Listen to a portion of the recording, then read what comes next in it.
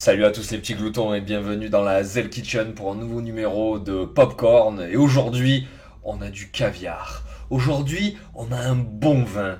Voilà, c'est le genre de truc qui arrive pas souvent, mais quand ça arrive, c'est un véritable festival pour les papilles. Je veux bien parler du nouveau film des frères Cohen. Bénissez-moi, mon père, car j'ai péché. À quand remonte votre dernière confession, mon fils? C'était il y a 27 heures. Vous venez trop souvent. Vous n'êtes pas si mal. Comme vous le savez, des millions de personnes comptent sur nous au Capitol Pictures pour leur offrir de l'information, de l'inspiration et du divertissement. Et ils ne seront pas déçus. Et action! Une armée de techniciens, d'acteurs et d'artisans de premier plan travaille d'arrache-pied pour porter à l'écran notre plus grande production de l'année. Ave César est un film de prestige avec l'une des plus grandes vedettes du monde, Baird Whitlock. Nous verrions la vérité si nous n'avions perdu. N'avions perdu. La foi. La foi. Coupé! Monsieur Mannix, Qu'est-ce qu'il y a? on est sans nouvelles de Baird Whitlock. J'ai trouvé ça sous ma porte. On détient votre vedette. Rassemblez 100 000 $ et attendez nos instructions. Qui sommes-nous? Le futur. Salut, Bert. Bonjour, monsieur Mannix. Laurence, Toby, merci d'être venus. Le studio a besoin de votre aide. Baird Whitlock s'est fait kidnapper. Ça, c'est pas rassurant pour toutes les vedettes de cinéma. Ça fait déjà 24 heures. Mais on continue de chercher. On veut pas que ça se retrouve dans les journaux. Bah, ça va coûter très cher au studio. C'est là que t'entres en jeu. J'ai besoin d'argent. Vous devez être très musclé des avant-bras. C'est forçant d'appuyer comme ça. Ça fait partie de mon travail, madame. Je veux savoir ce qui se passe. Les 20 millions de lecteurs exigent la vérité, Eddie. La vérité, ouais. Eddie,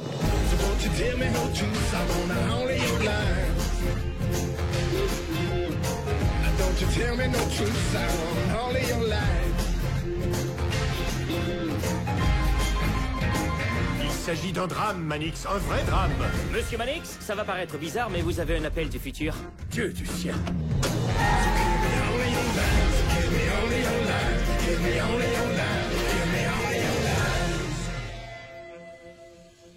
Vous vous demandez ce qui se passe?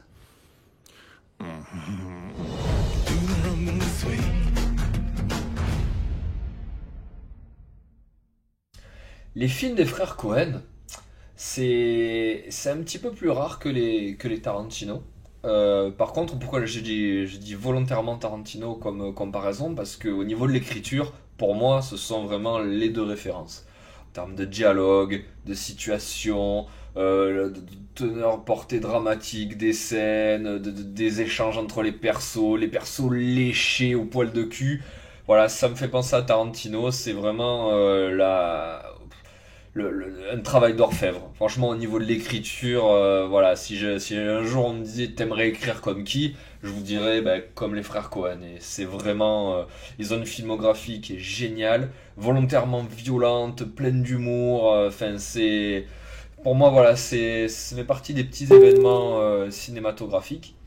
Et donc là, pour ce film, on met les petits pas dans les grands. Là, on a un putain de bon casting avec notamment Georges Clooney dans un registre où vraiment je suis absolument fan parce que Georges Clooney, c'est pas juste un beau gosse. Hein. Georges Clooney, c'est un très bon acteur qui a énormément d'humour.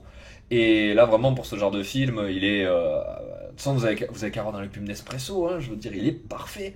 Il est au niveau de la prestance, de la gueule, de tout, de l'humour, toujours la bonne mimique au bon moment. Franchement, c'est. Voilà. Et là, voilà, c'est là où on l'attend, là, une espèce de comédie dramatique. En plus, vraiment, ça se passe dans le milieu du cinéma. Donc là, excusez-moi, excusez du peu, je pense que les mecs ils connaissent leur sujet. Donc voilà, ça fait toujours plaisir d'avoir un film des frères Cohen. Généralement, c'est pas des films que je vois au cinéma. Mais celui-là, honnêtement, hein, pour peu là qu'il y ait un pote à moi là, qui me dise allez, cet après-midi, on va se mater le dernier film de frères Cohen, je pense que je lui dirais oui. Je refuserai pas d'aller voir ça, même si c'est pas voilà, les films qui s'y prêtent le plus. Je pense que j'irai le voir. Mais voilà, parce que pour moi, c'est pareil que les Tarantino, c'est des films, voilà quoi, c'est des petits événements quand ils sortent des films. Donc avant de continuer la vidéo, attardez-vous sur la filmographie des frères Cohen, notamment No Country for Old Men, qui je l'ai en DVD, c'est un chef-d'œuvre. Et actuellement sur Netflix, vous avez la série Fargo, voilà, qui est un dérivé du film du même nom des frères Coen, qui est également écrit par eux, et qui est absolument... C'est un régal. C'est un régal, j'ai pas d'autre mot à vous dire. Mais bon, aujourd'hui, ce qui nous intéresse, c'est ce fameux Ave César. Eh ben, on va voir ça ensemble. Bénissez-moi, mon père, car j'ai péché. À quand remonte votre dernière confession, mon fils? C'était il y a 27 heures. Vous venez trop souvent. Vous n'êtes pas si mal. Deux petites choses à dire, là, c'est... Il se passe pas grand-chose, hein, donc juste deux petites choses à dire. Déjà, Josh Brolin. Paf! Acteur de malade. Josh Brolin, acteur de malade. Il a déjà tourné pour eux dans No Country for Old Men. Donc voilà, déjà, t'as une première valeur sûre, une première garantie. T'as un des meilleurs acteurs du moment. Et alors voilà, ça c'est le style caractéristique des frères Coen.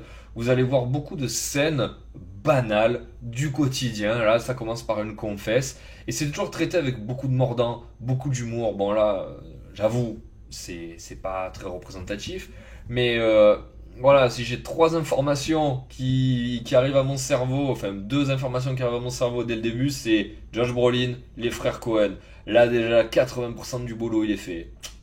La suite. Vous le savez, des millions de personnes comptent sur nous au Capitol Pictures pour leur offrir de l'information, de l'inspiration et du divertissement. Et ils ne seront pas déçus. Et action!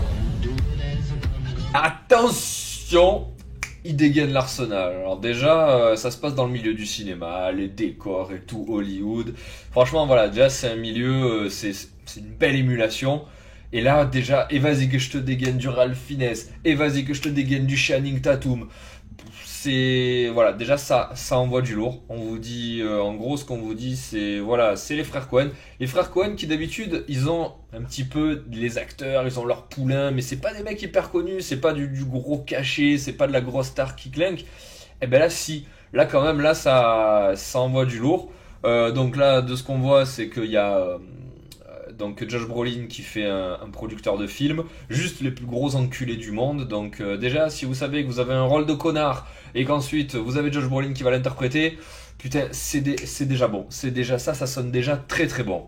La suite, parce que là, je m'excite mais on n'a rien vu quoi. Une armée de techniciens, d'acteurs et d'artisans de premier plan travaille d'arrache-pied pour porter à l'écran notre plus grande production de l'année.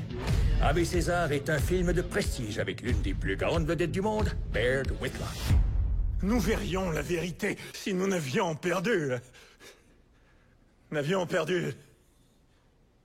La Foi! la foi. Coupé! Donc alors, le film parle d'une espèce de grosse production où on a apparemment mis un maximum de moyens pour faire le film de l'année. Le film est un péplum, voilà, donc voilà, c'est, enfin, je sais pas, voilà, un film qui parle de la réalisation d'un grand film.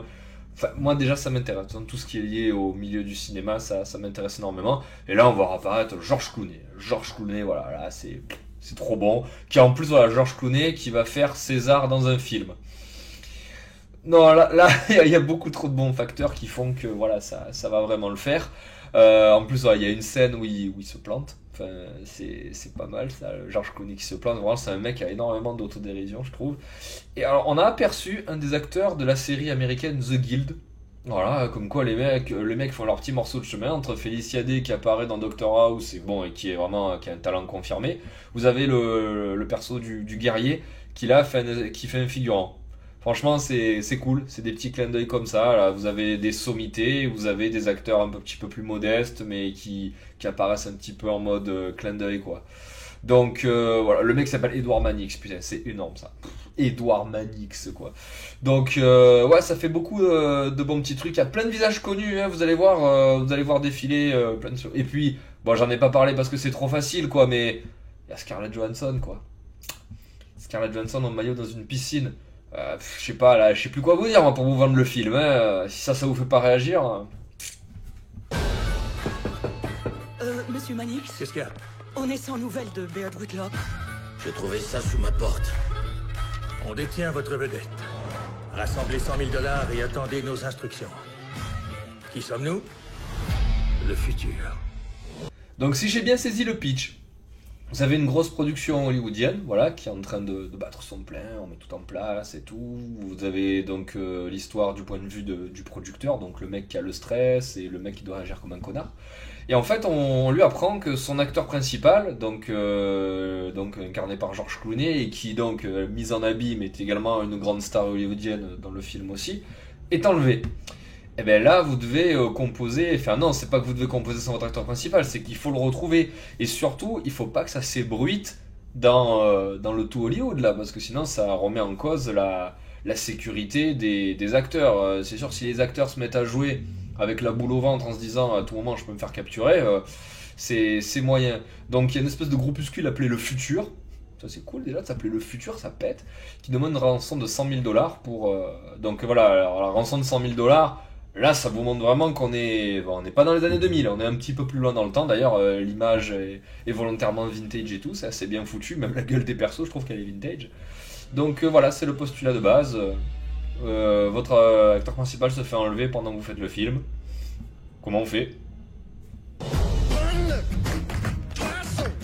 Salut Bert. Bonjour, monsieur Mannix. Laurence, Toby, merci d'être venu. Le studio a besoin de votre aide. Baird Whitlock s'est fait kidnapper. Ça, c'est pas rassurant pour toutes les vedettes de cinéma.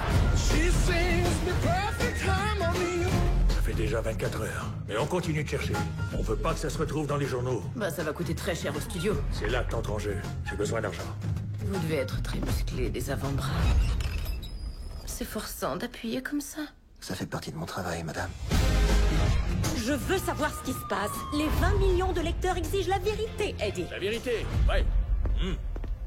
Eddie? Alors, qu'est-ce qui se passe? On n'a pas beaucoup de moyens, on n'a pas le profil pour le faire, mais il faut qu'en interne, parce qu'il faut pas que ça s'ébruite, il faut retrouver l'acteur. Alors évidemment, on peut pas appeler le FBI, cependant, là ils ont engagé quelqu'un, apparemment une espèce de beau gosse, là, alors par contre je connais pas du tout cet acteur, pour retrouver l'acteur, et bah, apparemment ça se passe pas super bien.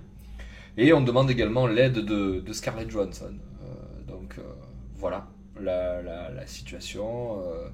Ça a l'air quand même d'être assez déjanté. Je veux dire, il y a quand même pas mal d'humour dans ce film.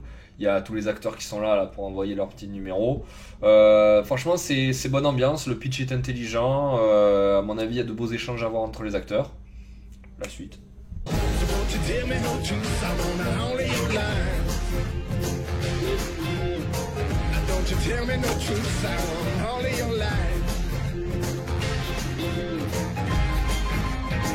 Il s'agit d'un drame, Mannix, un vrai drame. Monsieur Mannix, ça va paraître bizarre, mais vous avez un appel du futur. Dieu du ciel.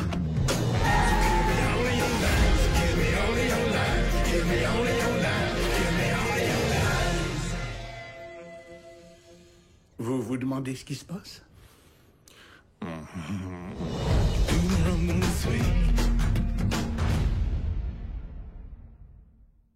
Donc il y a quand même une part de mystère, hein, on ne dévoile pas tout. Il y a un plan là où on comprend pas trop, il y a des mecs sur une barque, là ils sont devant un sous-marin. Là, on sait pas si on est dans le film ou si on est dans le film, si on vous, enfin je sais pas trop comment le dire. On vous perd un petit peu puisqu'on est donc entre deux fictions, on est entre le film que vous allez voir et le film qui est dans le film qui doit sortir.